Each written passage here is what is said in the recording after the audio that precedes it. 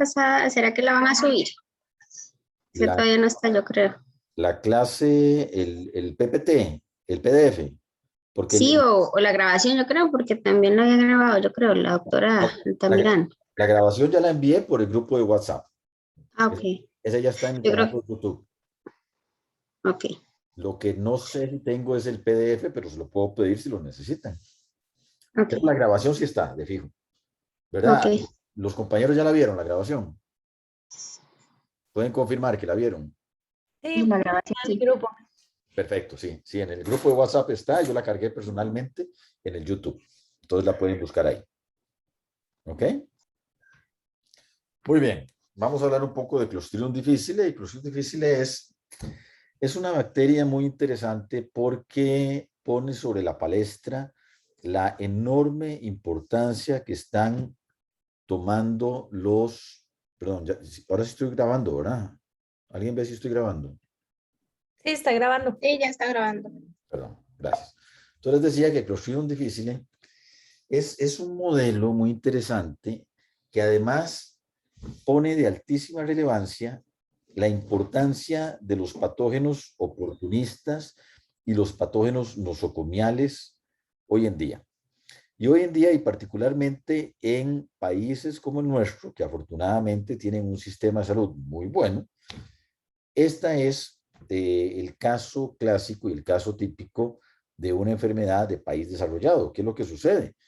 Que cuando tienes o cuando se tiene un buen sistema de salud, la expectativa de vida incrementa, la expectativa de vida de la población en general aumenta, la expectativa de vida y la calidad de vida de la población que tiene alguna enfermedad crónica también mejora, la expectativa de vida de la población hospitalizada mejora, y eso obviamente lo que está haciendo es creando o aumentando el sustrato de personas susceptibles para patógenos oportunistas. Y por esa razón, hoy en día es mucho más letal o causa muchísimo más morbilidad y mortalidad un patógeno oportunista que un patógeno primario. Realmente, tomando algunas medidas de salud pública y tomando medidas terapéuticas y de prevención, ha sido posible controlar muchos patógenos primarios. Por ejemplo, Mycobacterium tuberculosis es una bacteria y es una patología mediada por Mycobacterium tuberculosis que con solo mejorar los índices socioeconómicos de un país en cuanto a calidad de la vivienda, densidad de la vivienda, condiciones nutricionales, solo con ese tipo de aspectos, ya la enfermedad cae dramáticamente. ¿Por qué? Porque depende de pacientes desnutridos, depende de que hayan condiciones de hacinamiento, que hayan condiciones de indigencia, y cuando eso mejora, ya la enfermedad, la incidencia de la enfermedad disminuye. En el caso de los patógenos oportunistas, tenemos el efecto contrario. Tenemos el efecto de que estamos, gracias a las intervenciones de salud, estamos mejorando la expectativa de vida, pero de personas que no están en su mejor condición inmunológica y por lo tanto, pues, toman una vigencia. Y es uno de los aspectos que es importante que consideremos para la clase de hoy. Vean la presentación clásica de Clostridium difficile, recapitulando un poco la clínica, que estoy seguro que la mayor parte de ustedes domina, pero es importante ponerlo en contexto. Vean un paciente de 51 años, no es un joven, tampoco es un paciente geriátrico, pero ya es de cierta edad. Probablemente una persona después de los 30 años ya comienza en un declive físico y inmunológico, y a los 51 años, pues obviamente han pasado 20 años de declive, entonces obviamente no es una persona joven, es un paciente que tiene una cirugía coronaria y el factor común denominador de este tipo de pacientes que recibió un tratamiento con antibióticos previo a la cirugía. Y ahora las coberturas con antibióticos pues son bastante comunes como estrategias preventivas y como estrategias posteriores a cualquier evento invasivo. Incluso, obviamente, en cirugías estéticas, ¿verdad? De ahí el peligro al que se somete uno cuando se somete a una cirugía que realmente no es absolutamente necesaria. Entonces, vean en este caso, un paciente cuyo evento principal era un problema coronario, recibe una cobertura preventiva con un antibiótico y a partir de esa cobertura con el antibiótico, tiene un curso progresivo rápido de 4 días desde el inicio de la diarrea hasta que culmina en un choque séptico y la muerte. Y vean que si se le hace un seguimiento en el conteo de los leucocitos sanguíneos, vean cómo incrementan los leucocitos en un lapso muy corto de tiempo, haciendo un paralelismo entre la presentación clínica y el desarrollo del paciente, que en este caso pues es un caso muy dramático, pero que está culminando con la muerte del paciente. Entonces, primer mensaje acá, un paciente que ya tiene cierta edad, que tiene algún problema de fondo y que tiene una cobertura con antibióticos. No necesariamente tiene que ser solo antibióticos, puede ser también algún tratamiento quimioterapéutico, por ejemplo, si es un paciente cuyo problema principal es un problema oncológico. ¿Ok? Y entonces esa va a ser la presentación clásica, ¿verdad? Entonces, eso es lo que vamos a estar viendo en el caso de Clostridium difficile. ¿De dónde sale la terminología? Aquí esto me está tapando todo. ¿Ok? ¿De dónde sale la terminología de diarrea asociada a los antibióticos, que va a ser la terminología clínica que nos va a agrupar la presentación principal que va a producir este patógeno? Bueno, en la década de los 60 se notó que pacientes recibiendo terapias con antibióticos desarrollaban diarrea. Y entonces obviamente se introduce el término de diarrea asociada a los antibióticos.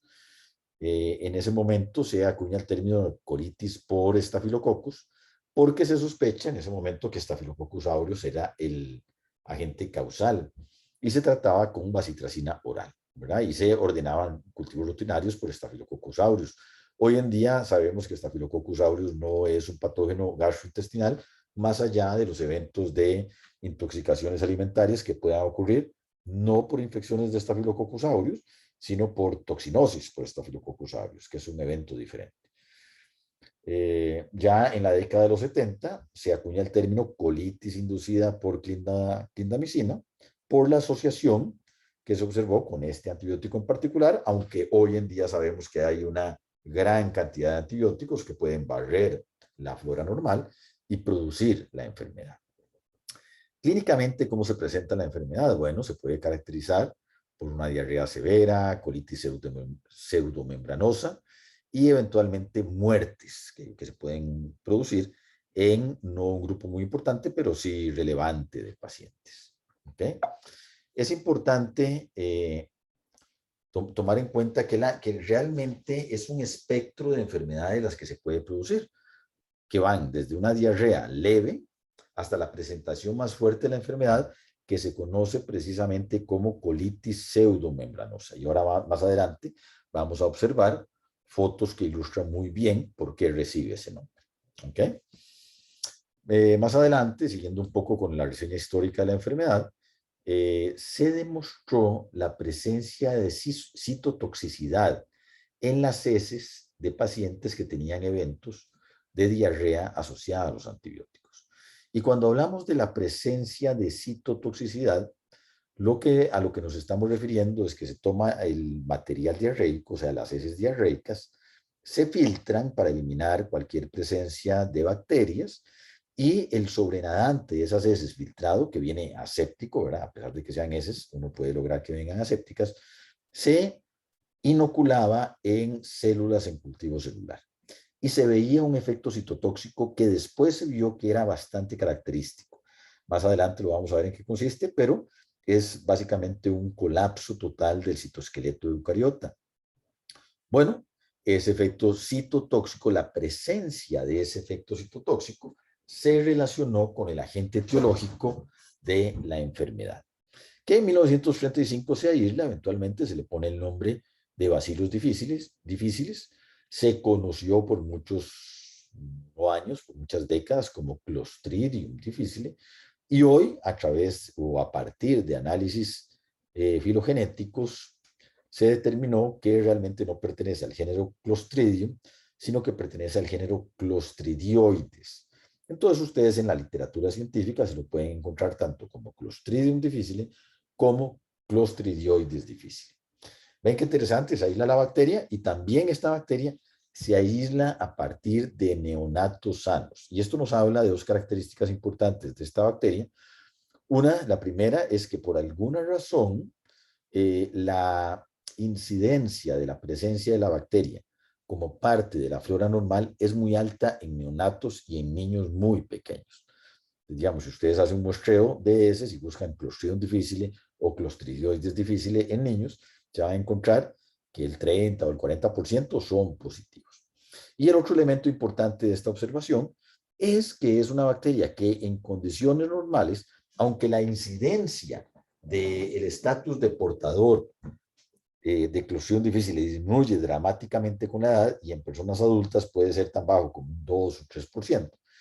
El mensaje es que es una bacteria que puede ser aislada en condiciones absolutamente normales de una persona.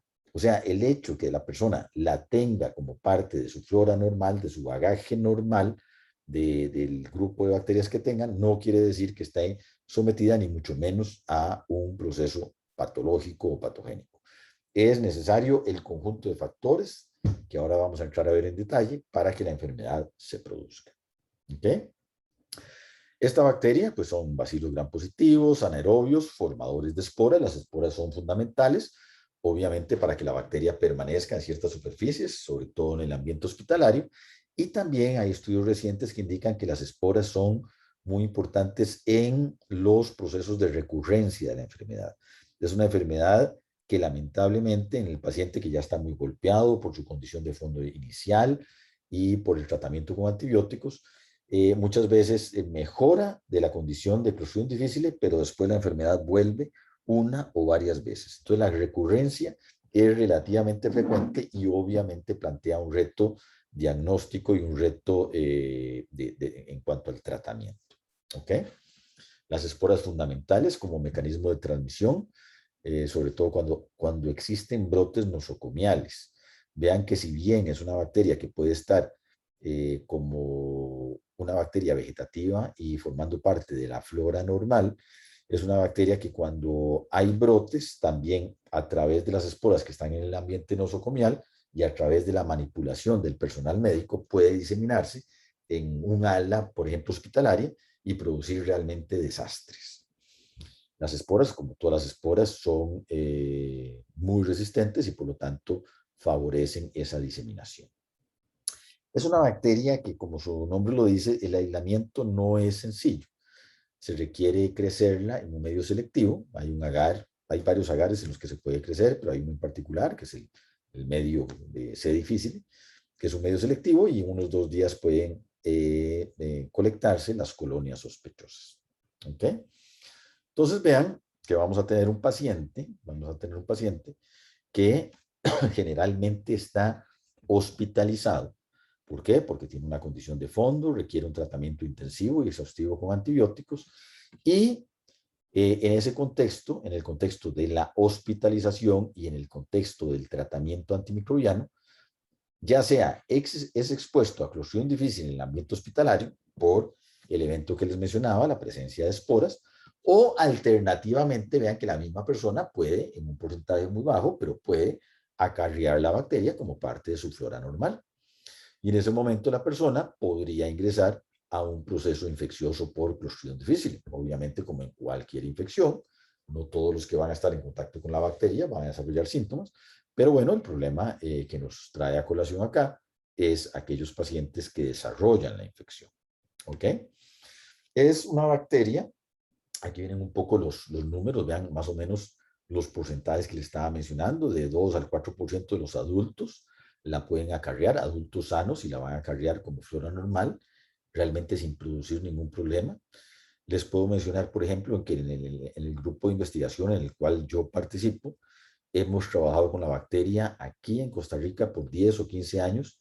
Hemos crecido litros de la bacteria, diferentes cepas, incluso la cepa denominada hipervirulenta, que si ustedes oyen hipervirulento, ustedes piensan que va a ser una cepa tan peligrosa como hablar de manipular el SARS-CoV-2 o manipular una brucela o manipular un micobacterio.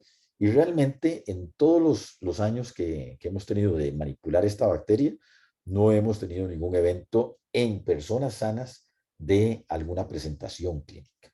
Entonces, eso nos habla, y es un buen ejemplo experimental de primera mano, en el cual vemos cómo realmente es una infección de personas que tienen algún tipo de compromiso, en el cual el tiro de gracia es el tratamiento con antibióticos.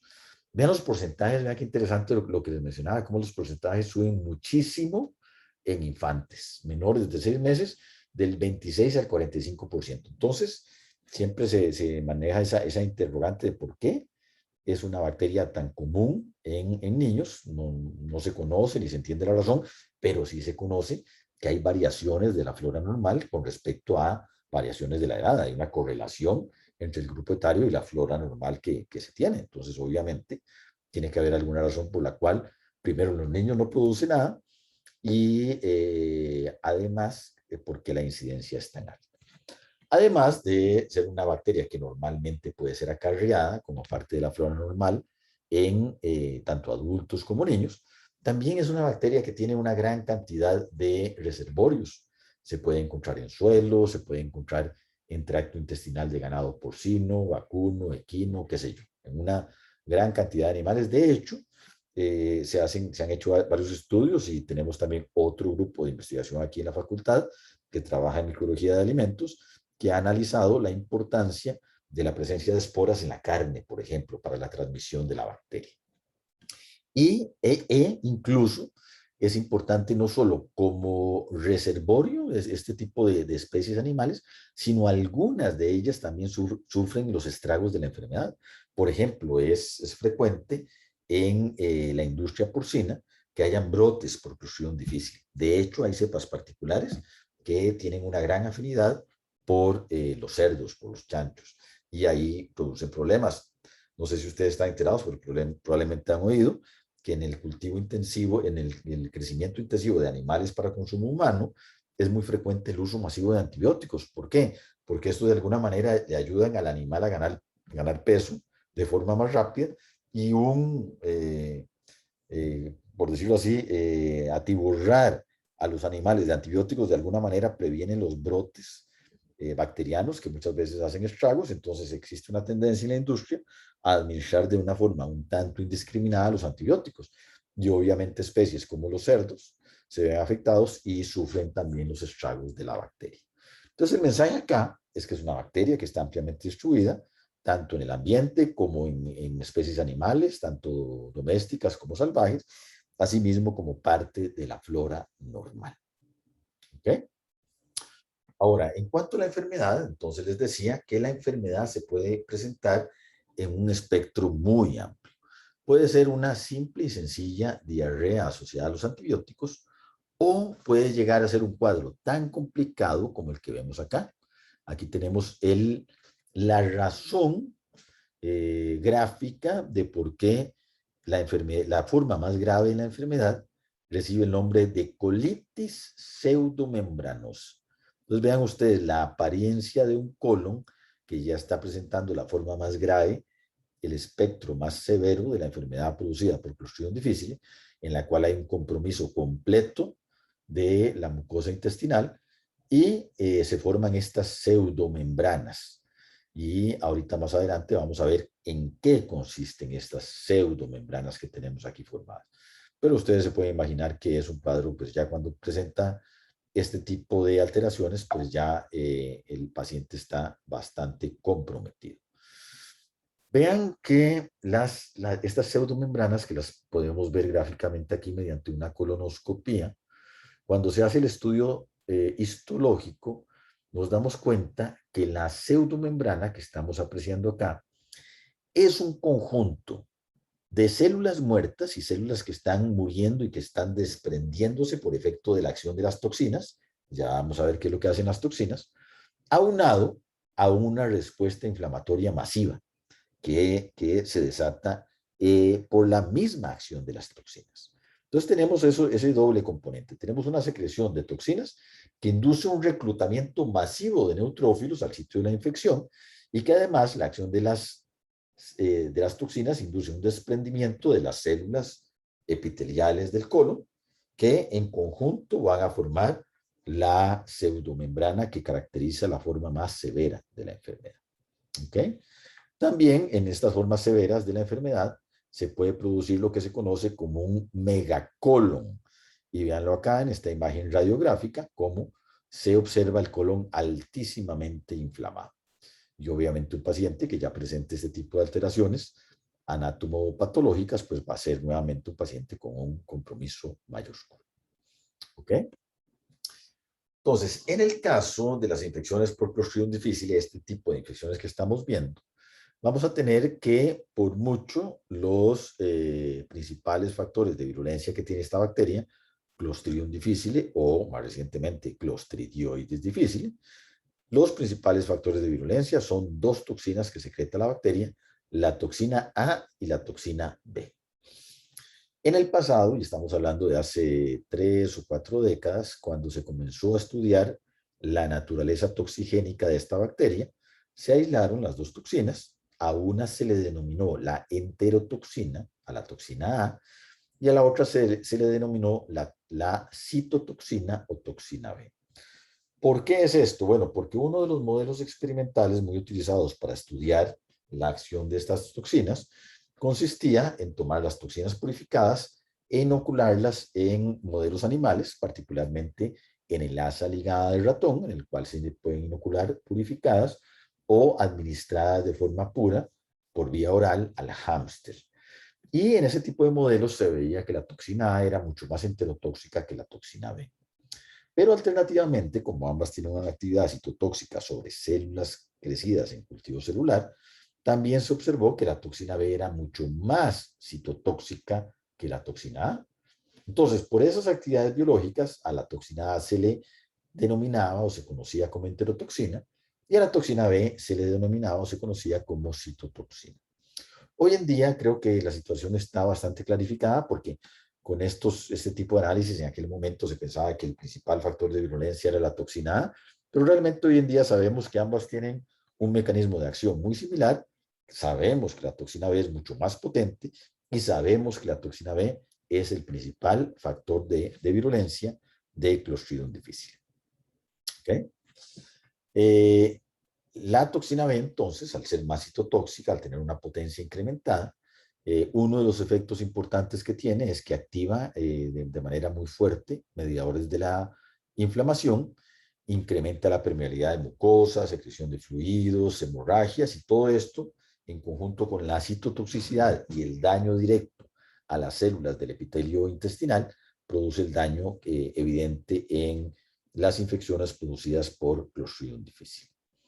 Como les decía, vean que vamos a tener un espectro clínico muy amplio. Vamos a tener desde portadores asintomáticos, pasando por diferentes grados de intensidad de diarrea, hasta la forma más fuerte de la enfermedad, que ya les mencioné, es la colitis pseudomembranosa, que ya pudieron ustedes visualizar el aspecto tan severo que presenta. Y como les mencioné también anteriormente, las recurrencias, o sea, el hecho de que la enfermedad se pueda controlar y después vuelva y después se controle y después vuelva, es un evento que también es de cuidado. Muy bien. Esta enfermedad, pues obviamente ustedes se pueden imaginar que estamos hablando de pacientes que ya tienen un trastorno de fondos, que requieren una cobertura de antibióticos masiva y exhaustiva, y por lo tanto estamos hablando de un paciente que tiene un grado de compromiso clínico muy importante. Y en ese contexto, la vasta mayoría de los casos, vamos a estar hablando de pacientes hospitalizados. Pues por un lado tenemos el problema de morbilidad y mortalidad, que es importante desde el aspecto obviamente humano, que es lo que más nos debe ocupar. Una persona que ya está grave y le cae un cuadro de estos encima, pues obviamente o va a estar más grave o lamentablemente puede fallecer del mismo cuadro. Entonces tenemos el problema humano, el problema clínico, que es fundamental. Pero también hay un ángulo que es muy importante a considerar, que es el ángulo económico. Y esto también ocupa muchísimo a los sistemas de salud de países de altos ingresos o los sistemas de salud de países con buenos sistemas de salud. ¿Por qué? Porque esta es una enfermedad que aumenta muchísimo la estadía hospitalaria. ¿Estamos de acuerdo? Entonces, obviamente, es uno de los principales factores por los cuales una persona permanece en el hospital más tiempo del estrictamente necesario. Y eso tiene un ángulo económico importantísimo. Un ángulo económico que se ha tratado de cuantificar, o se ha cuantificado en diferentes estudios. Vean el costo por episodio de clostridium difficile, que va mínimo de $3,000 hasta los $10,000. Entonces ustedes se pueden imaginar que es una bacteria que tiene un impacto económico enorme. ¿Por qué? Porque volvemos al tema inicial que les estaba mencionando. Es una bacteria que va a tener una incidencia muy importante en países con sistemas de salud muy buenos, que generan un sustrato para este tipo de bacterias, una población altamente inmunosupresa, inmunocomprometida. Entonces ya hay una carga en el sistema de salud y tras de eso nos caen los patógenos nosocomiales que hacen que esa carga económica sea mayor. Entonces, Clostridium difficile también tiene ese ángulo que es importante considerar en cuanto a el costo incrementado que genera. ¿Okay? Aquí tenemos en este cuadro, ilustra bastante bien cómo la incidencia de la enfermedad, vean los casos por mis salidas de hospital, cómo aumenta enormemente conforme aumenta el grupo etario, conforme aumenta la edad de los pacientes. Vean que la incidencia es muchísimo mayor de 65 años para arriba. Ya a los 45 llevamos un brinco y vean que en poblaciones jóvenes es prácticamente imperceptible. Entonces vean que es un cuadro totalmente relacionado y hace un gran paralelismo con lo que estamos viviendo ahora con la pandemia del COVID. Es un cuadro que está íntimamente relacionado con la edad del paciente y con los factores de riesgo que presente ese paciente, sobre todo si tiene condiciones de fondo que hacen que el paciente esté hospitalizado y obviamente el tema que hemos insistido, la cobertura con los antibióticos. ¿Okay?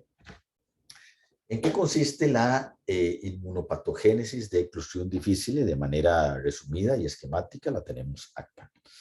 Entonces tenemos primero que la bacteria, como ya les mencioné, puede ser parte de la flora normal o puede ser adquirida por el paciente en el ambiente hospitalario porque las esporas se encuentran ampliamente distribuidas, son muy difíciles de eliminar. Entonces el paciente tiene la bacteria en algún momento en su interior. Cuando el paciente recibe la cobertura con antibióticos, esa cobertura con antibióticos lo que va a hacer es que va a barrer con la flora intestinal. La flora intestinal representa una barrera natural contra los patógenos porque compite con los posibles patógenos a diferentes niveles. Puede competir por sitios de unión, puede competir por nutrientes o las bacterias y los microorganismos en sí han aprendido a través de cientos de miles de millones de años de coevolución a secretar moléculas que eliminan a otros microorganismos. Particularmente a este nivel es que se ha visto que la flora bacteriana normal es capaz de mantener a raya a Clostridium difficile. De hecho, una de las estrategias bastante utilizadas para combatir las infecciones por Clostridium difficile es el trasplante de heces. O sea, tratar de restituir en un paciente afectado por Clostridium difficile su flora normal mediante un trasplante de heces para restituir la flora normal. Bueno, a partir de esa observación, se tomaron las heces y se aislaron todos los géneros normales que se aíslan como parte de la flora normal intestinal y se pudo mapear a 4 especies particulares que eran inhibitorias de Clostridium difficile y lo hacían a través o a partir de la producción de moléculas bioactivas contra Clostridium difficile. Entonces ya hay estudios que nos ilustran exactamente cuáles son los componentes de la flora normal y a través de qué vía mantienen a raya a esta bacteria. Entonces, ¿qué es lo importante acá? Que en el perfil de pacientes que estamos hablando, se barre la flora normal, estos 4 géneros son eliminados, obviamente las moléculas bioactivas que mantienen a raya Clostridium difficile también son eliminadas, y en ese contexto la bacteria es capaz de proliferar. Entonces vamos a tener el proceso de proliferación de las células vegetativas de la bacteria, y concomitantemente vamos a tener la producción de 2 toxinas, la toxina A y la toxina B. Entonces vean que a nivel intestinal se secretan las 2 toxinas. Y aquí tenemos un aspecto muy importante en el sentido de que es una enfermedad típicamente toxigénica. O sea, los principales y casi que únicos factores de virulencia son las toxinas bacterianas. Las toxinas bacterianas reproducen en modelos animales todos los signos y síntomas de la enfermedad. O sea que, y otra cosa importante, hay cepas no toxigénicas de eclosión difícil. Y cuando hay cepas no toxigénicas, no hay enfermedad. Entonces estamos hablando de una entidad típicamente toxigénica. ¿Cuál es el modelo de la inmunopatogénesis una vez que se secretan ambas toxinas? Bueno, se hipotetiza que la toxina A tiene la habilidad de unirse a receptores que están ubicados en la parte apical de las células epiteliales intestinales. Y hay estudios que sugieren que este es el caso, que por el contrario, la toxina B tiene sus receptores localizados en la porción basolateral de estas células. Entonces creen que una primera interacción de la toxina A con las células epiteliales hace que la toxina ingrese, ahorita vamos a ver el mecanismo exacto de acción, y a través de su mecanismo de acción lo que hace es que se desensamblan las uniones fuertes que hay entre las células epiteliales. Básicamente las tight junctions mediadas por complejos de caderinas y ese tipo de uniones muy fuertes se abren. Esta permeabilidad desata varios fenómenos y un fenómeno que desata es que le permite a la toxina B atravesar entonces la barrera intestinal que previamente se encontraba inaccesible para ella y unirse entonces a receptores que se encuentran localizados de forma vasolateral. ¿Ok?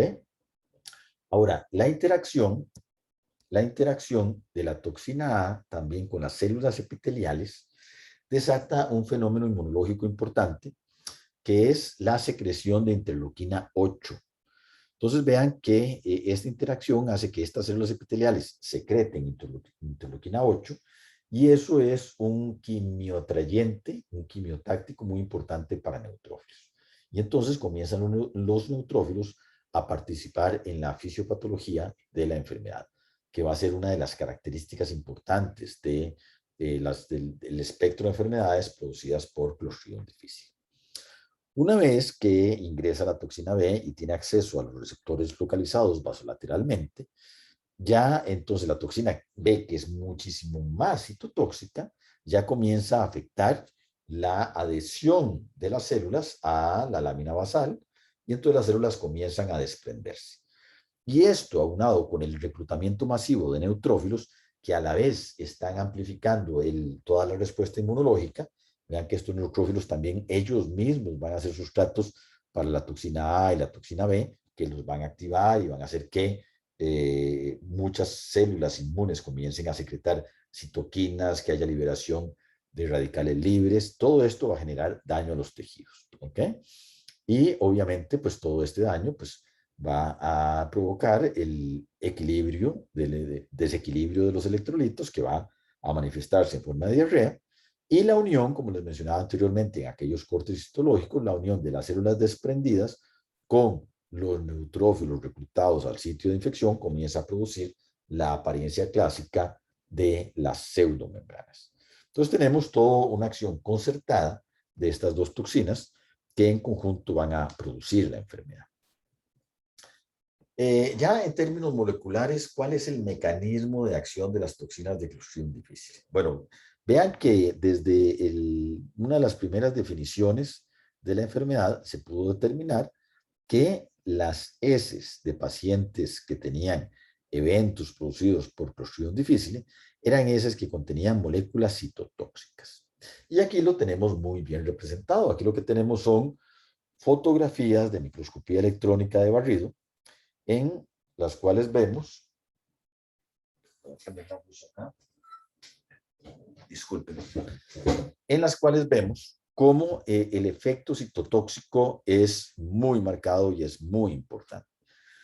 Esta célula es un fibroblasto crecida en cultivo celular y esta célula no está intoxicada, esta es la célula control. Si usted toma la célula control y le agrega, en este caso le agregamos toxina B de Clostridium difficile, a una concentración de nanogramos por mililitro, o sea, concentraciones extremadamente bajas. Y tan solo en media hora de incubación, vean el cambio de una célula normal a una célula intoxicada. con concentraciones extremadamente bajas, hago énfasis en eso, de la toxina. Tenemos un colapso total del citoesqueleto eucariota de esta célula. Particularmente está colapsando el citoesqueleto de actina. Entonces, primer concepto importante que tenemos, que son toxinas citotóxicas. Tienen una actividad tóxica sobre la célula porque colapsan el citoesqueleto. Ahora, otro mensaje importante que quiero que vean acá y que lo vamos a tocar más adelante, es que Clostridium difficile es una especie extremadamente plástica, extremadamente variable. Hay una diversidad de cepas. Y hay una gran diversidad de cepas que producen diferentes tipos de toxinas. Y entonces ustedes pueden notar acá que con la toxina derivada de otro tipo de cepas, tenemos también un colapso del citoesqueleto muy dramático, pero con un efecto citopático diferente. No sé si lo notan, pero aquí tenemos el efecto clásico producido por Clostridium difficile, que es el efecto arborizante, en el cual colapsa el cuerpo de la célula, pero que quedan como algunas extensiones, por eso se llama arborizante, porque tiene la apariencia como un árbol sin hojas, o en inglés también se le conoce como el Neurite-like effect, o sea que parecen como neuronas. Pero tal vez ustedes lo pueden ver acá y lo pueden apreciar, que hay variantes de las toxinas de Clostridium difficile que también producen un colapso, pero con un efecto citopático totalmente diferente. Ya que las células quedan totalmente arredondadas y no tenemos esa apariencia arborizante o no tenemos esa apariencia Neurite-like. ¿Eso a qué se debe? A que los sustratos que modifican ambas toxinas son diferentes. Y eso induce un efecto citopático diferente. ¿Okay? ¿Qué es lo que sucede? ¿Cuál es el mecanismo de acción de estas toxinas? Estas toxinas son toxinas que van a reconocer, tanto la A como la B, van a reconocer a un receptor en la superficie de la célula que va a ser afectada y van a ingresar al interior de la célula por un mecanismo de endocitosis mediada por receptor. Una vez que se encuentran en el interior de un fagosoma, ese fagosoma va a ser, o ese endosoma, va a ser acidificado por los mecanismos normales de acidificación celular, y eso va a inducir un cambio conformacional y una translocación. Una vez que se transloca la toxina, esta es una típica toxina tipo AB, entonces la porción enzimáticamente activa va a lograr acceso al citoplasma y esta porción lo que tiene es una actividad de glicosiltransferasa. Entonces es uno de los mecanismos de acción que mencionamos rápidamente en la clase de toxinas, pero ahora podemos ver en más detalle. ¿Qué es lo que hacen estas toxinas? Toman como cofactor o utilizan como cofactor a una molécula que es UDP-glucosa, la cortan, ejercen una acción hidrolítica y toman la porción de la glucosa y se la pegan covalentemente a una GTPasa monomérica de la familia Rho. La familia Rho y las GTPasas monoméricas en general son grupos de proteínas muy importantes en eventos de transducción de la señal que controlan la integridad del citoesqueleto eucariota. Entonces, al modificar a esta familia en particular, a proteínas de la familia Rho, como Rho, RAC y CS42, esas tres proteínas son importantes para la integridad del citoesqueleto de actina. Esta modificación hace que el citoesqueleto de actina no pueda polimerizar y por lo tanto tenemos un colapso de esta estructura eucariota tan importante. Ahora, no solo hay un colapso del citoesqueleto de actina, como vemos acá, y esto obviamente es un modelo muy reduccionista en células crecidas en cultivo celular, ex vivo, sino que en células epiteliales, obviamente, estas uniones fuertes que se forman entre las células intestinales del epitelio intestinal, estas uniones fuertes también dependen de proteínas como Rho, como RAC y como CDC42. Entonces, obviamente, cuando tenemos este proceso preocurriendo en vivo, ya sea en un ser humano que está sufriendo la infección o en un modelo animal en el cual se esté trabajando la infección, esas uniones fuertes se desensamblan porque dependen de una actividad de GTPasas monoméricas y entonces comenzamos con toda la fisiopatología. Ahora, estas toxinas también, por alguna razón, que todavía no se conoce mucho desde el punto de vista de transducción de señal, la modificación de Rho también tiene efectos proinflamatorios. Entonces, no es únicamente el efecto citotóxico sobre las células del epitelio intestinal, sino el efecto proinflamatorio sobre estas mismas células y sobre células del sistema inmune que son reclutadas al sitio de la infección. Y esto también en alguna medida es mediado por la modificación de la proteína Rho particularmente. ¿Okay?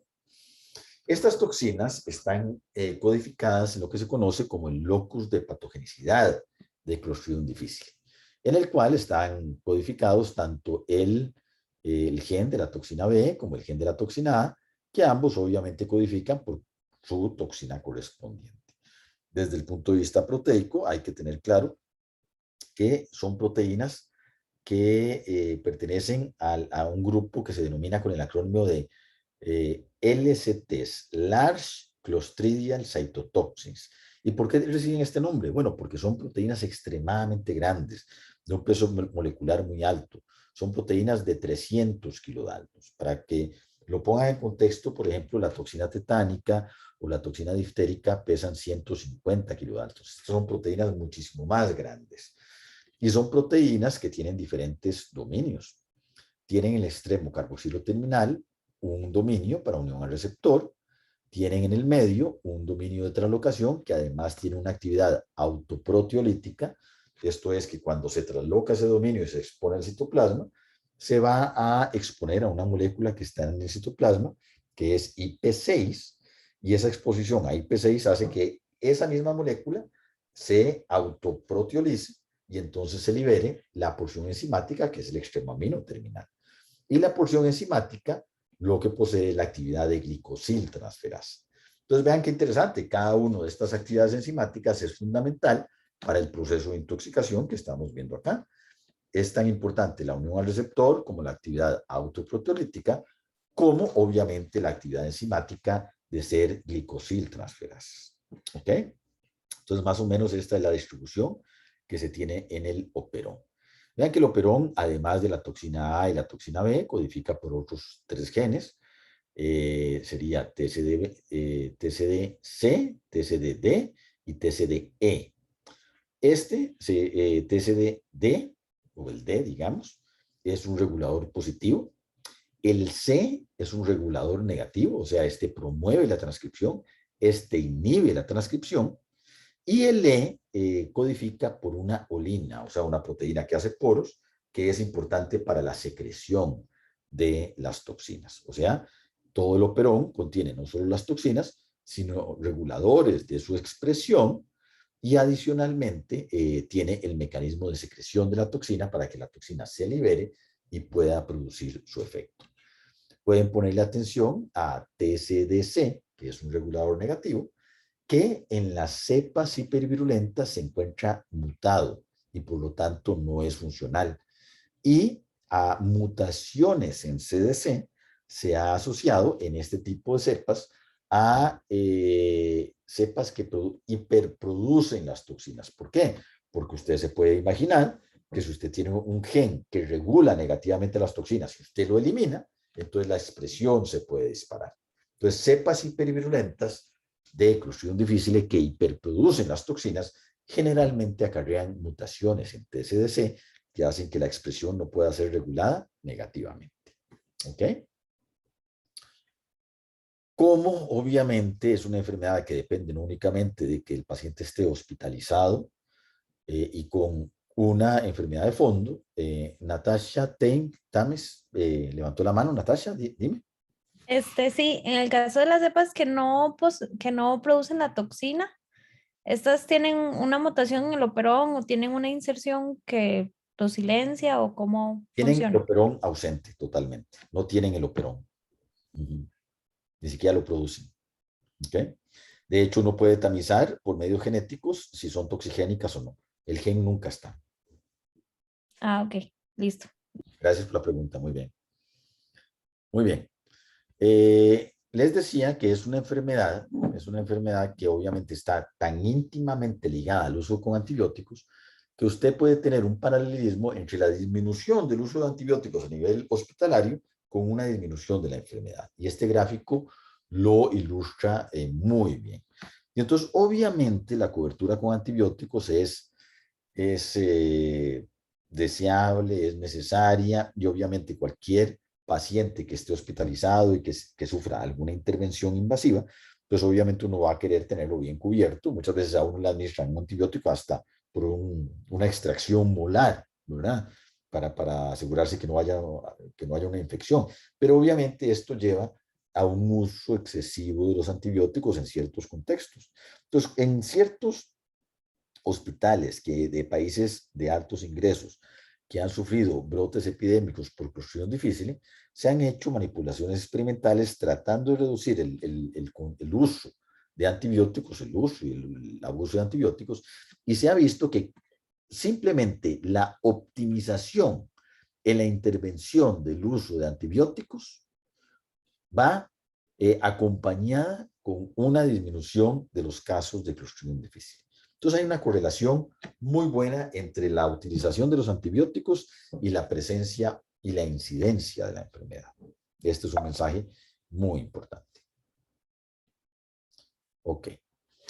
¿Cómo se diagnostica la enfermedad? Bueno, particularmente la prueba de oro por mucho tiempo fue la prueba de citotoxicidad. Lo que les mencioné al principio, tomar las heces diarreicas, filtrarlas para que vayan libres de microorganismos, particularmente de bacterias, depositarlas en células crecidas en cultivo celular y observar la aparición del efecto citopático clásico que les acabo de mencionar, la aparición del efecto arborizante o Neuritt-like.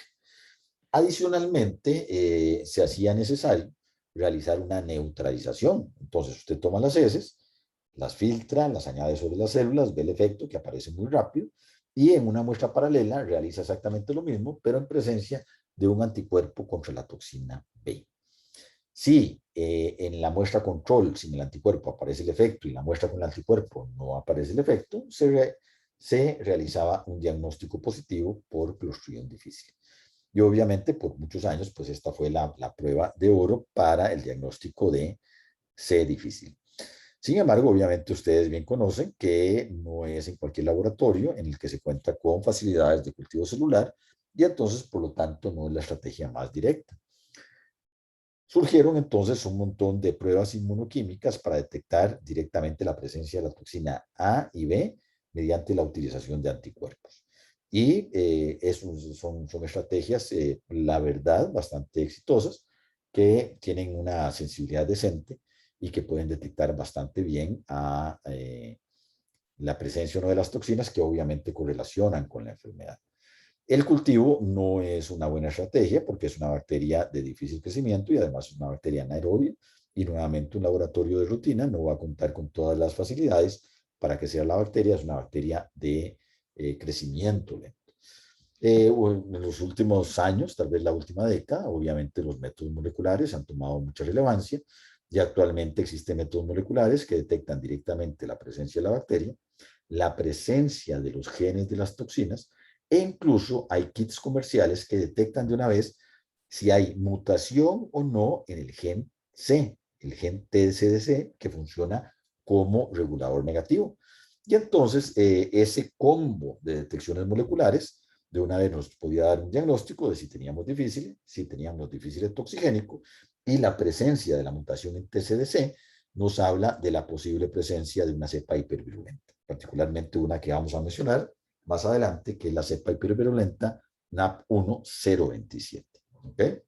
Entonces, obviamente, como es la temática hoy en día, los métodos moleculares vienen con mucha fuerza y abarcando una gran cantidad de aspectos de la enfermedad. En este caso, como les repito, la naturaleza toxigénica o no de la bacteria y el tipo de cepa, incluso si tiene un carácter hipervirulento o si no lo tiene.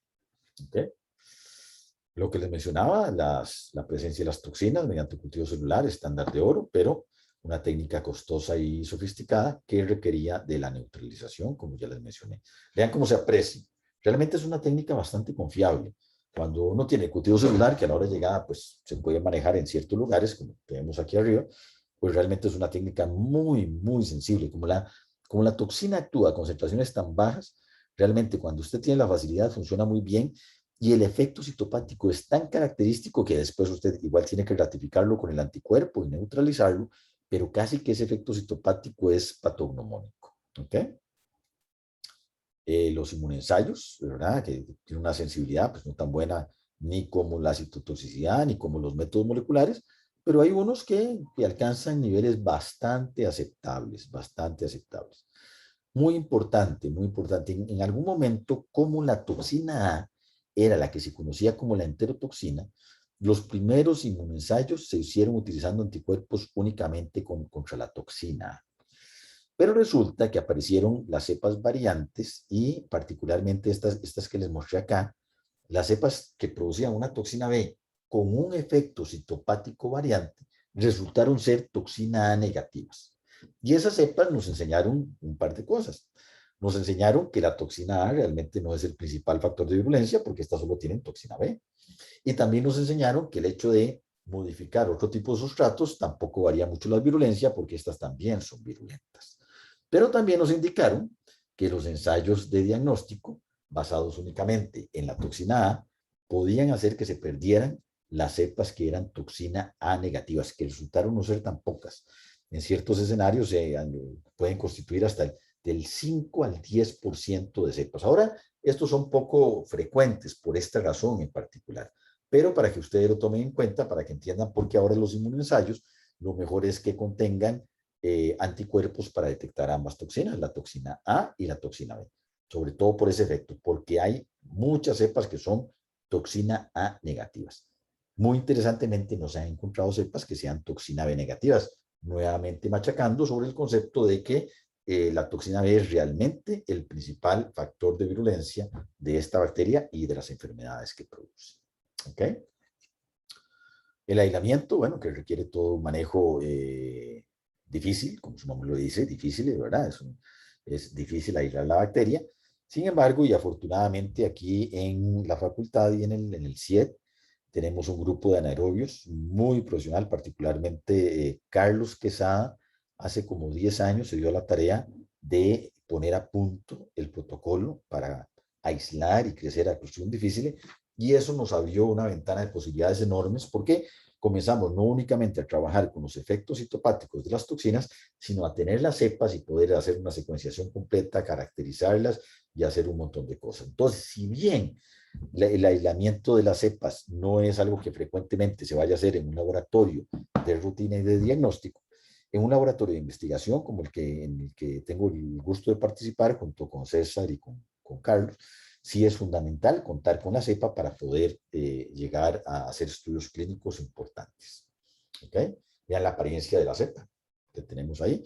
Y nosotros podemos tener en nuestra bacterioteca, tenemos cientos de cepas de Clostridium difficile aisladas en Costa Rica, así como de países cercanos. Hemos trabajado con cepas de Brasil, de Honduras, de Nicaragua, de Panamá, y los compañeros de el LIVA, del Laboratorio de Bacteriología de Anaerobios, han hecho varias publicaciones colaborativas con cepas aisladas de otras latitudes, lo cual es muy importante.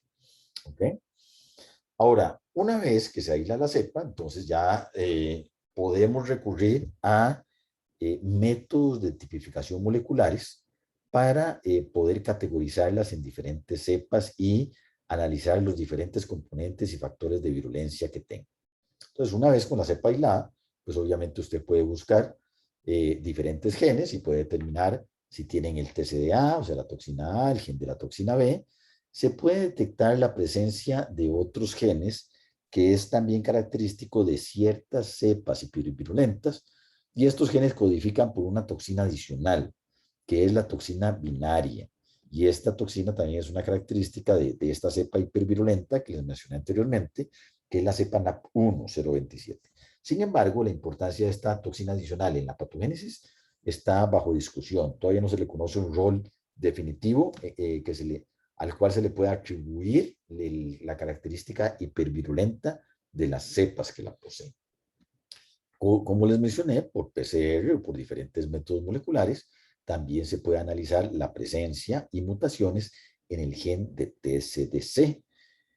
Recordemos que el gen TSDC entonces es un regulador negativo y que mutaciones en este gen deberían llevar a una hiperproducción de las toxinas. ¿Ok? También se puede tomar las diferentes cepas, ¿verdad? Y eso es un trabajo que también el mérito se lo lleva totalmente Carlos Quesada, que empezó a implementar en el país, y a nivel de Latinoamérica les puedo decir que creo que fue el primero que puso a punto un montón de técnicas de tipificación molecular para categorizar a la especie Clostridium difficile en diferentes cepas. Entonces, una de las estrategias utilizadas para tipificación, una de las primeras que se aplicó, fue la electroforesis en campo pulsante.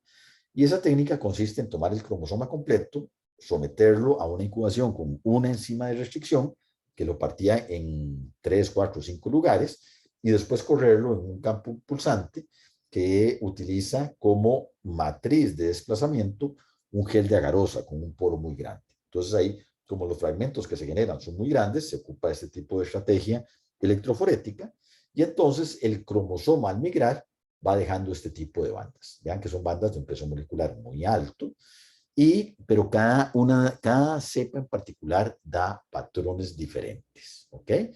Esa es la clasificación NAP, ¿ok? Que tiene que ver con precisamente la migración en este campo pulsante con la estrategia que les estoy mencionando.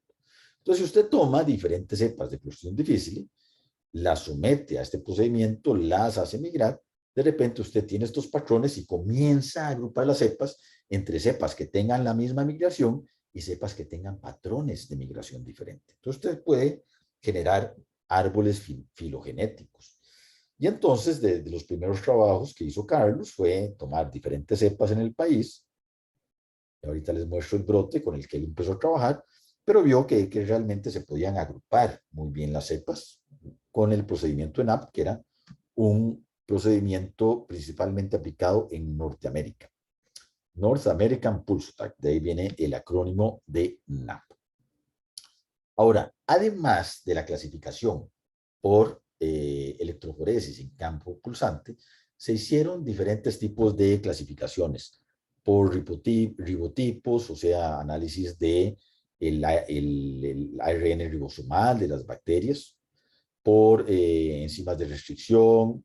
Bueno, el mensaje acá es que hay diferentes maneras de tipificar a las bacterias, de hacer grupos de las bacterias.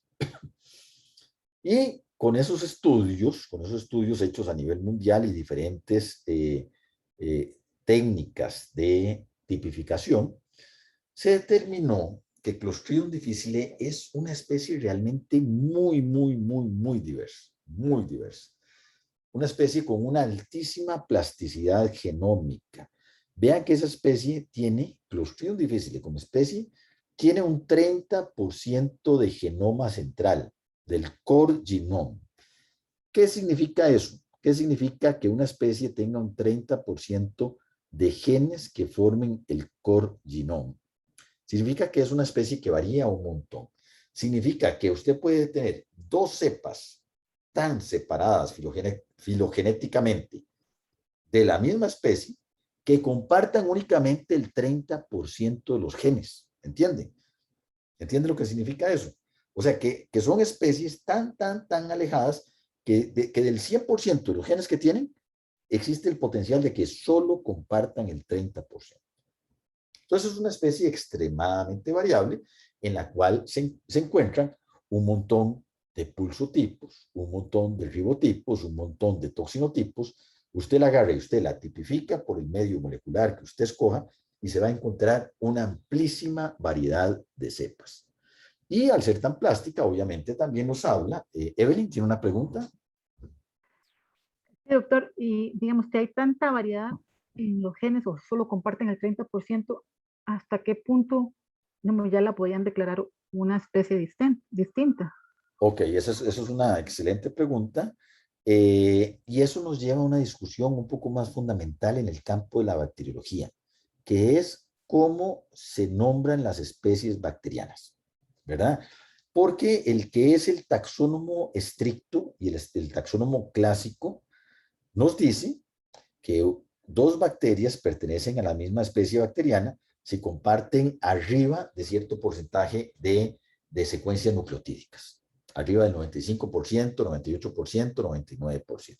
¿Verdad? Esa es la definición taxonómica clásica. Entonces, bajo esa definición, obviamente, una cepa que está aquí y otra cepa que está acá pertenecerían a especies diferentes. Pero también tenemos que tomar en cuenta que la taxonomía es una ciencia que tiene que estar al servicio del entendimiento humano. Y entonces la biología también es muy importante a la hora de ponerle nombre a las bacterias. Entonces el taxónomo clásico molecular dice, si difieren tanto ya no son la misma especie, entonces serían especies diferentes. El taxónomo más naturalista te va a decir, bueno, realmente como lo que nos interesa es la visión antropocéntrica, para que nosotros entendamos, bueno, si hacen lo mismo, pertenecen a la misma especie. ¿Entendés? Entonces, una cepa que se encuentra acá y una cepa que se encuentra acá, aunque difieran en el 70% de los genes, pero llegan y se comportan biológicamente igual, le producen enfermedad a pacientes geriátricos que están con una enfermedad de fondo, que tienen tratamiento con antibióticos y biológicamente producen lo mismo, entonces, desde un punto de vista naturalista, biológico, las vamos a dejar que pertenezcan a la misma especie. Y eso es un criterio que ha prevalecido. Por ejemplo, si nos vamos a otro patógeno, que más adelante les va a hablar Pamela, que es Brucella, las brucelas es todo lo contrario a Clostridium, y eso es lo bonito, que trabajamos con un modelo muy, muy diverso y trabajamos con otro género que es extremadamente homogéneo. Una brucela melitensis que afecta a ganado caprino es prácticamente idéntica a una brucela canis que afecta a perros, pero pertenecen, o el taxónomo naturalista la pone en especies diferentes porque precisamente una afecta a un tipo de especie animal y otra afecta a otro tipo de especie animal. Entonces, biológicamente se comportan diferente. ¿Entienden? Entonces, Sí. ese también es un criterio importante y la pregunta suya creo que es rica para poder discutir ese tipo de cosas. Hay más distancia entre filogenética, entre cepas de Clostridium difficile que entre Escherichia y Salmonella o Escherichia y Shigella. Entonces, eso también lo pone en contexto. ¿Ok? Sí, muchas gracias. No, gracias a usted por la pregunta. Entonces, primer mensaje aquí, que gracias a la pregunta de la compañera pudimos discutir en más detalle, es una especie muy variable, que tiene muchas cepas. Y, muy interesantemente, pues hay también variación en el grado de virulencia entre las diferentes cepas. ¿Qué significa eso? Bueno, que encontramos cepas que son más virulentas que otras, ¿verdad? Tomando diferentes criterios de tipificación, particularmente a uno, que es el Multilocus Sequencing Type, se generó una agrupación de los diferentes tipos o cepas de Clostridium difficile en varios clados, en varios grupos. Y en uno en particular se le denominó el grupo hipervirulento. ¿Por qué? Porque ahí se encuentra la cepa NAP1-027, que en diferentes latitudes comenzó a hacerse muy popular porque generaba brotes epidémicos en diferentes hospitales. Particularmente fue identificada en Estados Unidos, en Canadá, en Holanda, en Londres, en Inglaterra, en países de altos ingresos. Fue una cepa que comenzó a producir muchos problemas. Y entonces, esta gran diversidad obviamente da lugar a la aparición de muchas cepas y algunas de ellas con un carácter hipervirulento. Y entonces nos adentramos un poco a lo que es esa clasificación de cepas hipervirulentas. Y aparece este pulsotipo, el pulsotipo NAP1 del ribotipo 027. Este es una cepa, entonces, hipervirulenta que acumula una serie de características, todas las cuales en conjunto se cree que interaccionan para darle ese carácter hipervirulento. Vean que es una cepa que tiene una mutación en GIRA, y esa mutación le confiere resistencia a las fluoroquinolonas. Y entonces, en ciertos hospitales que se utiliza mucho este tipo de antibióticos, se veía que aparecía con mucha frecuencia brotes producidos por la cepa NAP1.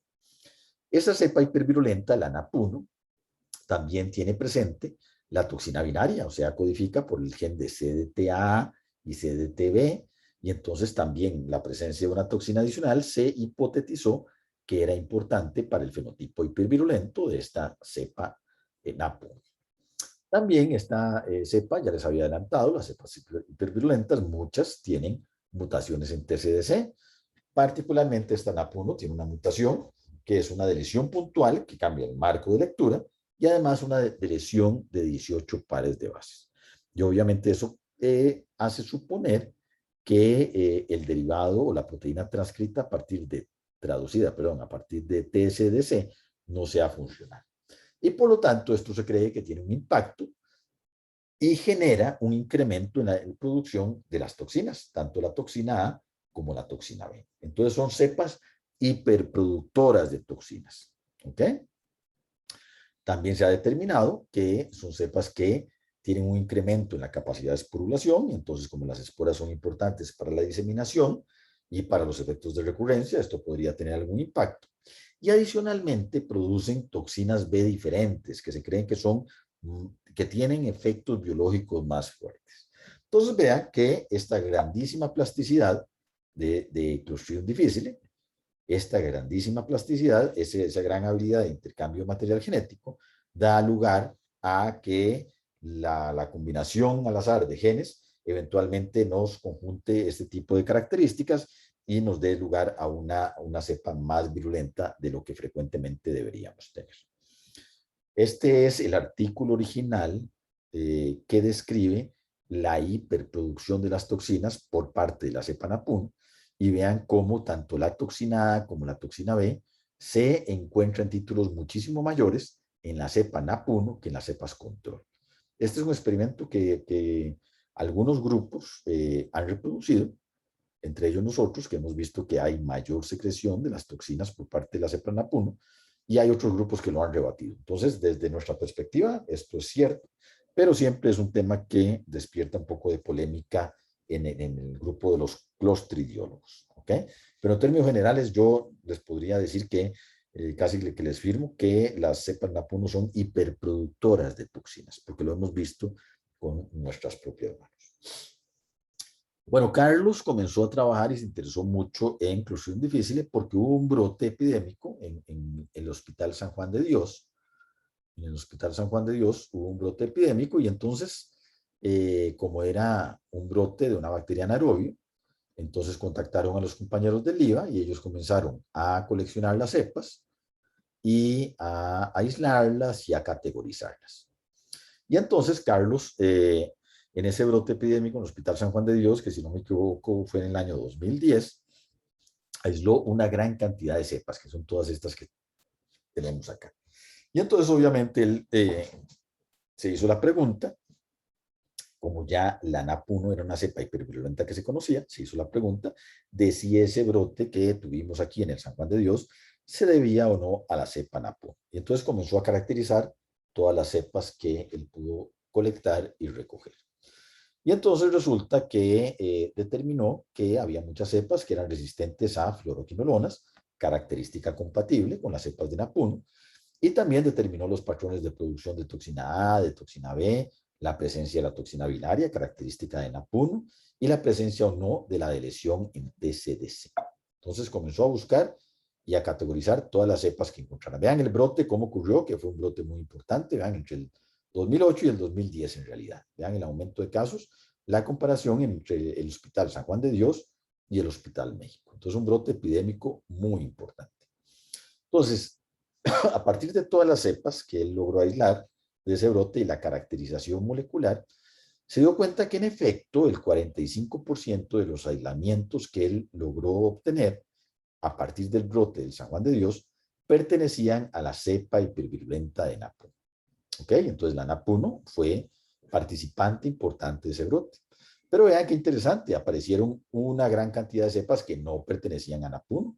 Él las categorizó y entonces se dio cuenta que realmente era un brote multiclonal, era un brote producido por diferentes cepas de Clostridium difficile, en la cual había protagonistas importantes, pero no era un brote producido por una única cepa. Y apareció una cepa que no tenía un pulsotipo previamente determinado. ¿Por qué? Porque, digamos, todos estos pulsotipos, usted llega, usted los corre, usted los sube a una base de datos y usted los reporta. Y generalmente cuando usted ve el pulsotipo, por ejemplo, cuando usted ve esta apariencia de acá, y usted lo sube a una base de datos, le va a decir que pertenece a NAP1. Bueno, resulta que 31% de los aislamientos tenían un pulsotipo conservado que agrupaba filogenéticamente, pero que no había sido previamente reportado. Y a ese pulsotipo él lo denominó NAP-CR, y CR obviamente por Costa Rica, NAP-CR1. Entonces resulta que teníamos en nuestras manos un brote epidémico producido por dos cepas que parecían virulentas, una claramente hipervirulenta, reportada en diferentes latitudes, con una característica epidémica conocida, y otro que era un protagonista importante de ese brote. Entonces, obviamente, pues surgió la pregunta de si NAP-CR era también una cepa hipervirulenta o no. Entonces se hizo, obviamente, la caracterización molecular de esa cepa para ver qué tenía en común con la cepa NAP1 y qué no tenía en común. Resulta que era toxina A positiva, toxina B positiva, perdón, la NAP-CR es esta.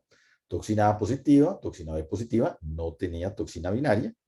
Tenía una lesión en TCDC, pero no tenía la mutación puntual, o sea, no había un cambio en el marco de lectura. Al igual que la cepa NAP1 es resistente a las fluoroquinolonas.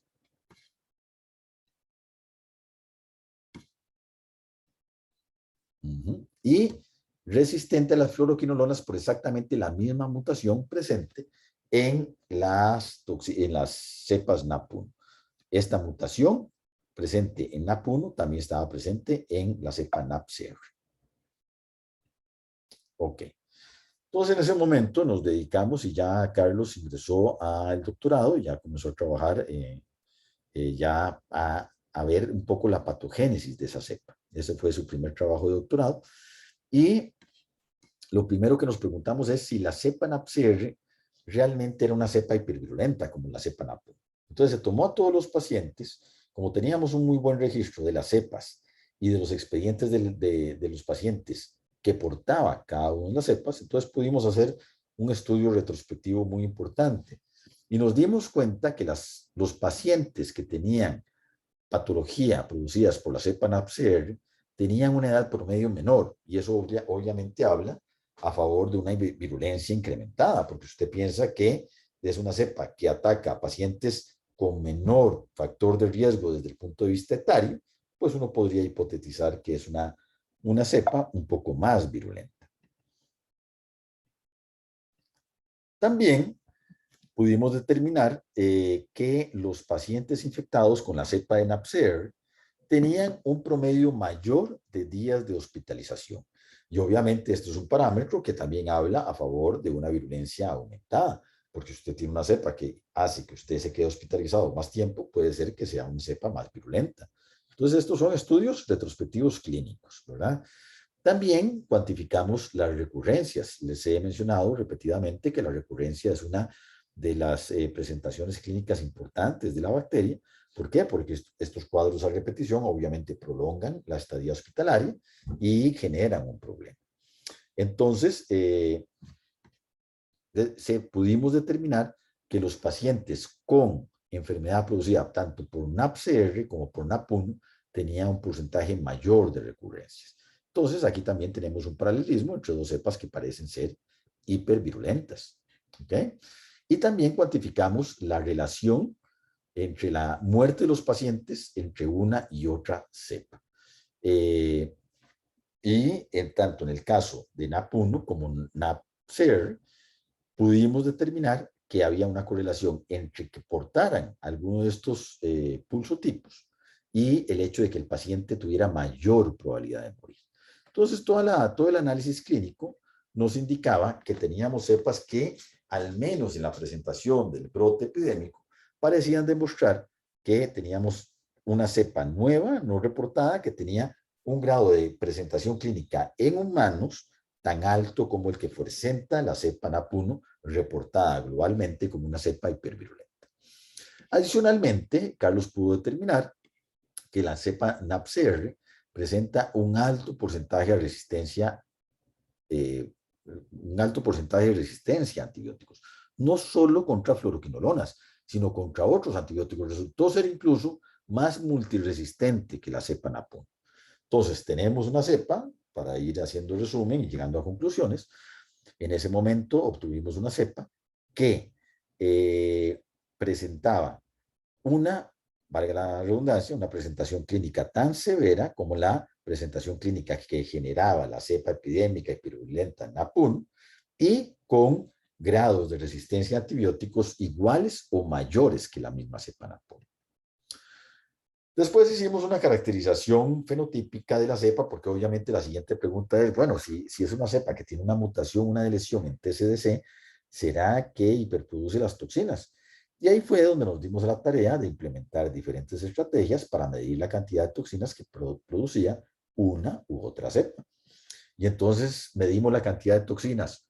Evelyn levantó la mano. Evelyn. Sí, otra vez. Es No, que claro. no me quedó claro desde el punto de vista molecular cuál es la diferencia entre NAP1 y NAPCR. Era que la mutación era distinta en el gen regulador entre ellas. Exactamente. Si lo vemos acá, vamos a ver si lo tenemos más acá. No, veámoslo aquí. La mutación clásica del TCDC, que es el regulador negativo, en la cepa NAP1, realmente no es un cambio, son dos cambios. Es una deleción de 18 pares de bases y además una mutación puntual. Y se cree que la mutación puntual tiene mayor impacto porque cambia el marco de lectura. En cambio, la deleción de 18 aminoácidos está in frame. Eso quiere decir que hace una proteína más corta, pero no elimina la producción de la toxina. Entonces, eso es lo que se presenta en NAP1. En NAPCR tenemos solo la deleción, pero no tenemos la mutación puntual. Entonces, hipotetizamos, y eso no estamos seguros todavía, pero hipotetizamos que se produce un TCDC, pero que es un TCDC funcional. No sé si queda claro. Sí, sí, ya me queda claro. Ahora, véalo aquí, Evelyn. Cuando cuantificamos las toxinas, que era lo que iba, nos damos cuenta que esa hipótesis es compatible con el hecho de que NAPCR no parece ser una cepa hiperproductora de toxinas, como si lo es NAP1. Vean que agarramos todas las cepas NAPCR y todas las cepas NAP1 que colectamos nosotros acá, con algunas cepas de referencia, y medimos los niveles de toxinas por tres formas diferentes, titulando las toxinas, cuantificando las toxinas por Western blot y cuantificando los transcritos de las toxinas. Y por tres rutas totalmente independientes, vean, por ejemplo, el Western blot o la titulación, que son dramáticas. Vean la cantidad de toxinas, toxina B y toxina A, que producen la cepa NAP1. Una enormidad. Y vean la NAPCR, que produce niveles comparables a las cepas control. Entonces, esto es compatible con el hecho de que la deleción de 18 pares de bases, que está en frame, porque es un múltiplo de 3, no tiene un efecto sobre el papel negativo que ejerce TCDC y por lo tanto la producción de la toxina es normal. Entonces probablemente tenemos una cepa cuya hipervirulencia no está relacionada con una hiperproducción de la toxina. ¿Ok? Entonces eso es un mensaje importante. Entonces hay ciertas características que NAPCR comparte con NAPUN, pero hay otras que no. No tiene una mutación puntual en TCDC, no hiperproduce toxinas, no tiene toxina binaria. ¿Qué comparte con NAP1? Tiene resistencia a fluoroquinolonas y tiene la deleción de 18 pares de bases. ¿Ok? Como lo que teníamos eran datos retrospectivos a partir de aislamientos de pacientes humanos, entonces teníamos aislamientos de pacientes humanos y vimos la historia clínica en pacientes y de ahí sacamos estimaciones de la virulencia, pues obviamente nos preguntamos, bueno, ¿cómo será la virulencia real en modelos animales? Entonces comenzamos a trabajar con el modelo de asa ligada en ratón, que es un modelo pues dramático, ¿verdad? En el cual se toma el ratoncito, se le expone el intestino, se liga una región de 3 centímetros del intestino y ahí se inyecta toxinas purificadas o cepas purificadas o lo que usted quiera probar, ¿ok? Comenzamos a trabajar con ese modelo. Y también comenzamos a trabajar con el modelo de infección en hámster, en el cual al hámster se le administra clindamicina para mimificar el tratamiento con antibióticos y se dan 2 dosis de clindamicina 10 días antes y 5 días antes de administrar la bacteria oralmente y después se observa por la aparición de signos y síntomas compatibles con Clostridium difficile, y eventualmente se mide la letalidad de la bacteria administrada. En este caso se administran esporas.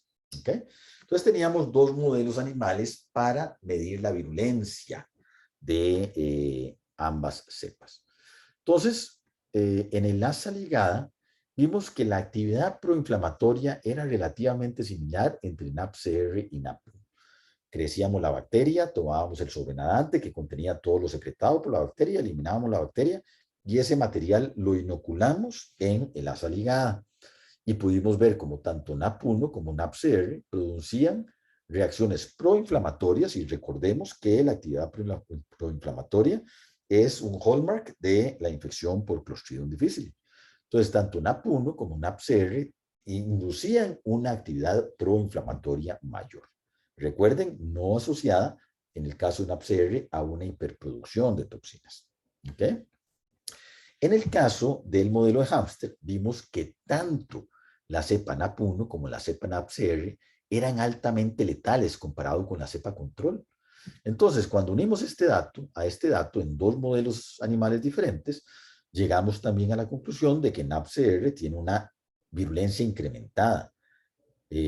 Presenta un carácter hipervirulento y eventualmente epidémico, como lo presenta NAP. ¿Ok? Y llegamos entonces a la conclusión de que el brote con el que Carlos comenzó a trabajar en el 2009-2010 se debió en gran parte a la cepa globalmente hipervirulenta conocida como NAP1, que tenía una virulencia incrementada debido a la sobreproducción de toxinas, pero que también ese brote fue en una gran medida producida por un pulsotipo nuevo, NAPCR, con una virulencia incrementada no asociada a la sobreproducción de toxinas. ¿Ok? Y eso fue una de las conclusiones importantes de la primera parte del trabajo que hizo Carlos para su doctorado. Entonces, obviamente, nos preguntamos, bueno, ¿y si la virulencia no está asociada a la hiperproducción de toxinas, entonces ¿a qué se debe que la cepa NAPCR tenga una virulencia incrementada? Entonces llegamos a otra pregunta científica, y aquí entró otra compañera que trabajó con nosotros, hizo su maestría acá, que es Carolina Castro. Y ella se hizo la pregunta en su maestría de por qué la cepa NAPCR, si no hiperproduce toxina A y toxina B, presenta una virulencia incrementada que la hace darse taco a taco con la cepa NAP1. Y entonces seguimos trabajando con los mismos modelos que trabajó Carlos anteriormente, el modelo en hámster y el modelo de asa ligada en ratón, y comenzamos a trabajar nuevamente con sobrenadantes libres de bacterias para buscar otro tipo de factores de virulencia. Y nos dedicamos, como pensamos que las toxinas no eran realmente el factor importante en la virulencia incrementada de la cepa NAPCR, y como además nos dimos cuenta que la NAPCR previamente era altamente proinflamatoria, generamos la hipótesis de que tal vez Clostridium difficile, en el caso de la cepa NAPCR, estaba liberando, además de las toxinas, estaba liberando componentes adicionales a las toxinas que fueran proinflamatorios y que generaran un sinergismo con las toxinas y le confirieran una virulencia incrementada. Para eso, para contestar esa pregunta, pues necesitábamos contar con sobrenadantes que no tuvieran toxinas. Y revisando en la literatura, nos dimos cuenta que, y este fue Carlos el que encontró este artículo, él se dio cuenta que se había reportado que creciendo la bacteria en presencia de altas concentraciones de glucosa, se reprimía abundantemente la producción de toxinas. Entonces, lo primero que hizo Carolina fue ver cómo funcionaba esta modulación metabólica en nuestras manos para ver si en efecto podíamos eliminar la presencia de toxinas. Y nos dimos cuenta que, en efecto, creciendo, aquí el que dice toxinas menos es bacterias crecidas en presencia de glucosa. Y aquí titulamos la cantidad de toxinas en el medio y medimos la cantidad de toxinas por Western blot. Y entonces nos damos cuenta, bueno, realmente esto es un ensayo de modificación que es un poco complejo, no voy a entrar en ese detalle, pero por Western blot también vimos la producción de la toxina. Entonces veamos este gráfico particularmente y veamos el efecto citopático. Entonces, cuando crecemos a las cepas en presencia de glucosa, eliminamos tanto la toxina que prácticamente la toxina es indetectable.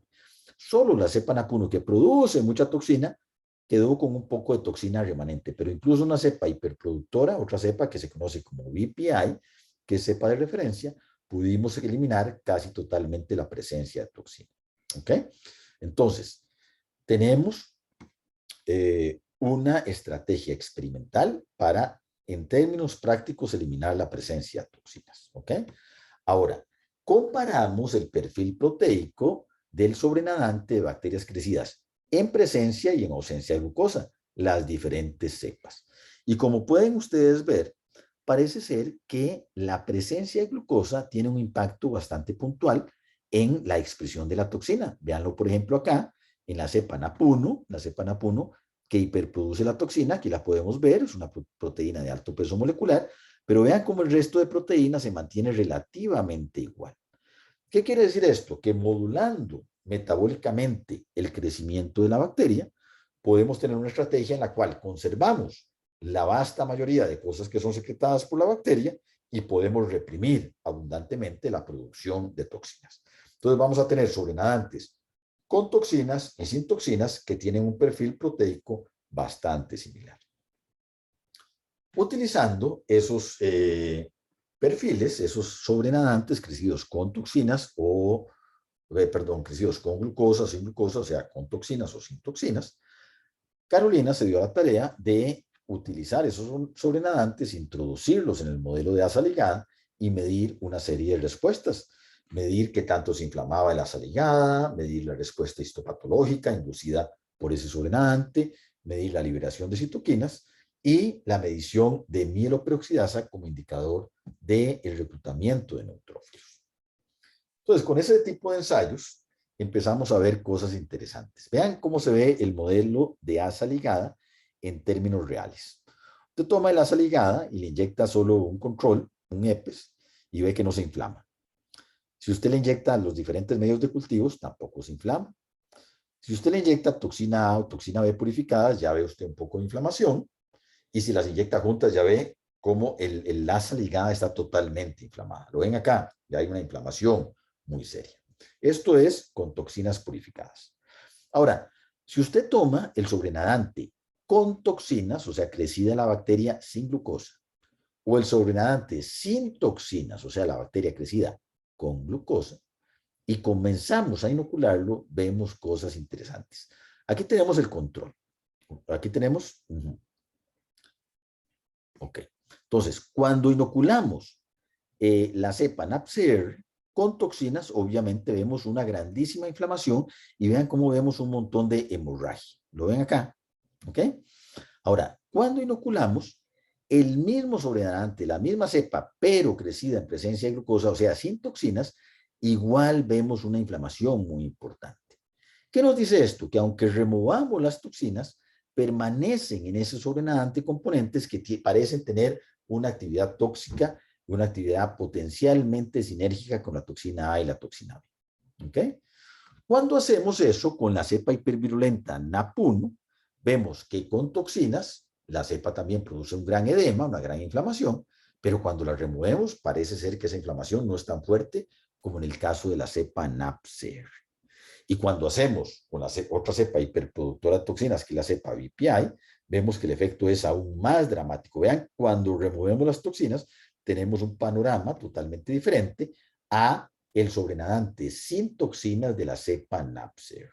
Entonces parece ser en efecto que la cepa NAPCR está secretando factores adicionales a las toxinas que tienen algún efecto tóxico proinflamatorio que genera alguna sinergia con las toxinas. Esto que vemos acá lo cuantificamos de diferentes maneras. Lo cuantificamos, por ejemplo, midiendo la relación peso-largo, o sea, qué tanto estaba inflamado el asa, ya para tener números a ver si la diferencia era significativa. Y comparemos NAPCR con NAP1. Con toxinas tienen una inflamación similar. Sin toxinas, vean como NAPCR da una inflamación mucho mayor que NAP1. Entonces, NAPCR, en efecto, parece tener componentes en el sobrenadante que sobresalen, que relucen cuando eliminamos el efecto de la toxina. Eso lo vemos también, lo podemos apreciar, cuando medimos factores de respuesta proinflamatoria. Por ejemplo, la medición de factor de necrosis tumoral. Cuando inyectamos el sobrenadante completo, tanto en NAPCR como en APUN, vemos como ambos son altamente proinflamatorios. Pero vean que en el momento que removemos las toxinas de ambos, entonces NAPCR permanece altamente proinflamatorio, mientras que NAP1 baja muchísimo su actividad proinflamatoria. Estas dos son cepas controles que son menos proinflamatorias. El mismo resultado lo obtuvimos también para la interleuquina 1, vean con toxinas, NAPCR y NAP1 arriba, sin toxinas, solo NAPCR arriba. Y este resultado también lo obtuvimos para la interleuquina 6, ambas arriba con toxinas, solo NAPCR arriba, sin toxinas. Y también lo vimos para la migración de neutrófilos. Ambas cepas con toxinas reclutan una gran cantidad de neutrófilos, pero solo NAPCR recluta neutrófilos cuando removemos las toxinas. ¿Ok? Entonces creo que los ejemplos son bastante claros. Creo que la conclusión que llegamos en este momento fue que trabajamos con una cepa con una virulencia incrementada, que además de secretar toxinas, pero no en una cantidad incrementada, como en el caso de NAP1, secreta componentes adicionales que aumentan la actividad proinflamatoria y por lo tanto pensamos que estos componentes adicionales son los que le confieren a NAPCR un comportamiento de virulencia incrementada. ¿Okay? Esta fue la conclusión principal del trabajo de maestría de Carolina Castro. ¿Okay? Bueno, estas son consideraciones finales. Básicamente con esto quería terminar el seminario de hoy. No sé si tienen alguna pregunta. Sí, yo tengo otra. Claro, dígame, sí. Pero tal vez llevándolo allá a la parte hospitalaria, Uh-huh. de las pruebas pues, más comunes que se usan en el hospital para este tipo de diagnóstico, hay una que se llama GeneXpert. Uh-huh. Y es la que puede detectar supuestamente este NAP1. Uh-huh. No sabe si es, digamos, si puede detectar también la NAPCR. O es que pues la información que trae no es mucho. Lo que dice es que lo que detecta es la eliminación de un solo par de bases en el nucleótido 217 del gen, el TCBC. Claro. Vamos a ver, esa mutación correlaciona mucho con NAP1. Uh-huh. Entonces, si bien no se puede decir con un 100% de certeza que toda cepa que presente esa mutación en NAP1, la correlación sí es bastante alta. Entonces, yo sí creería que si aparece la mutación, tenemos un alto grado de probabilidad de que se trate de NAP1. Pero si fuera un NAPCR, también se esperaría que dé positivo, que No, el no, este me lo detecte. No, porque solo detecta la mutación puntual, no detecta la mutación de 18 pares de bases. Entonces no lo estaría detectando. Uh-huh. Y eso sí parece ser muy característico de NAP1. Esa mutación puntual en ese aminoácido, que es esa par de bases que usted dijo. ¿Qué número era? La 171. 117. Eso, la 117. Uh-huh. Uh-huh. Entonces yo creo que sí sería bastante, o sea, la sensibilidad y el grado predictivo sería bastante alto. Sí, pero por ejemplo, en un brote no me ayudaría mucho, bueno, como para decir que sea un brote de NAPCR. No, Me ahí ayudaría. no lo estaría detectando, no lo estaría detectando. Uh-huh.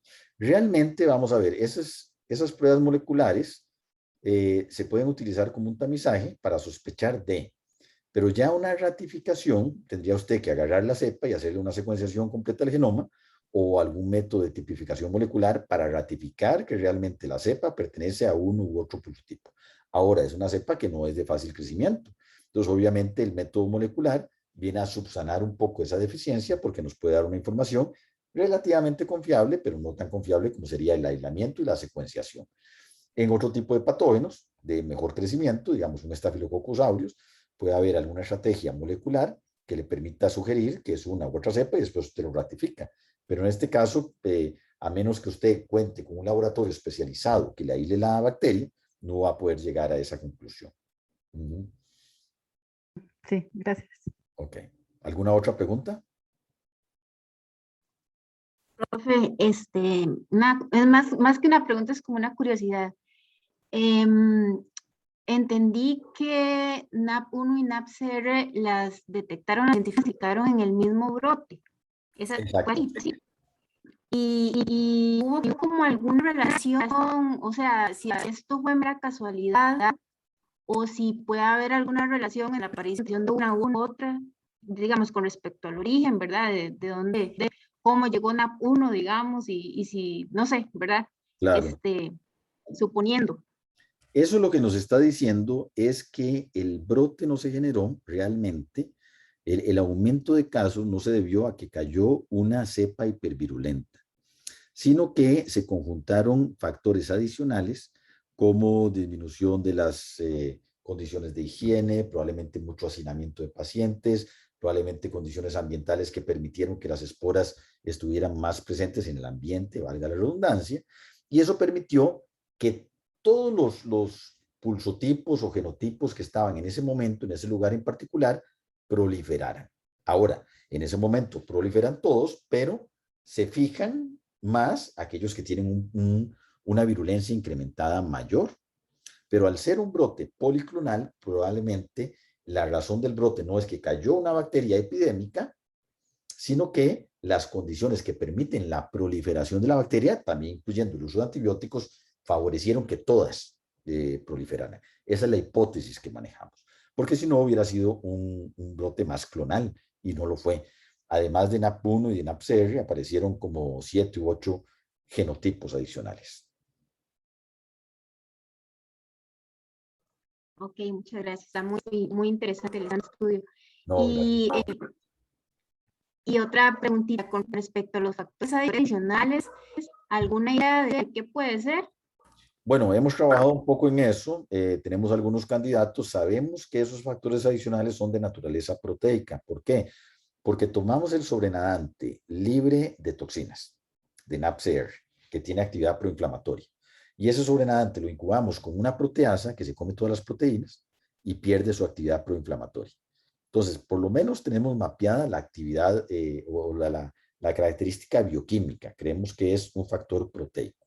Ahora hemos hecho una caracterización proteómica completa y hemos encontrado ciertas proteínas que son diferentes, particularmente una proteína de superficie, que es la SLPA, que es una proteína que forma una bicapa sobre la superficie de la bacteria. Y hemos visto que la SLPA de NAPCR es más proinflamatoria que la de las otras cepas. Entonces ese es uno de los candidatos. Pero no sabemos si es solo uno o son varios. Entonces es trabajo en elaboración todavía. No tenemos una respuesta final. Gracias. Gracias por la pregunta, muy interesante. ¿Alguna otra pregunta?